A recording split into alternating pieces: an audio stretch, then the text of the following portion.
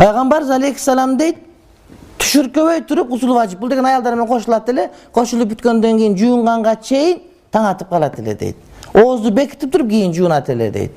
Жуунганда оозунан суу киргизбейт, мурдунан суу киргизбейт, бирок колдордон башка жерлерден суу кириш толук түрдө бар да, кулагынан кирип кетиши мүмкүн, же болбосо көзүнөн кирип кетиши мүмкүн. Ал эми мурду менен оозун бекентет, аны билет мисалы үчүн. Демек мына колундагы тешиктерден кирип кетиш ыктымалы бар. Эгер ошон үчүн жанагы жерлерден кирбей турган болсо, бул бузбайт деген ошондон келип чыгат. Ошон үчүн укол бузбайт деп айтылып атканда кээ бирлер, ой укол башка деп ызычуу кылышат го. Укол деген ооздон же мурдунан сайбайт укол деген.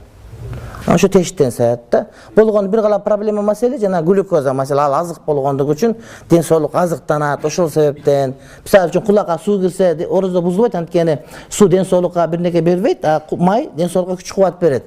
Азыктык анда касиет болгон себептен деген сыяктуу глюкозаны айтышат да. А бирок жан башка жерге сайлаган уколдор эч кандай бузбайт. Анан кан тамырга.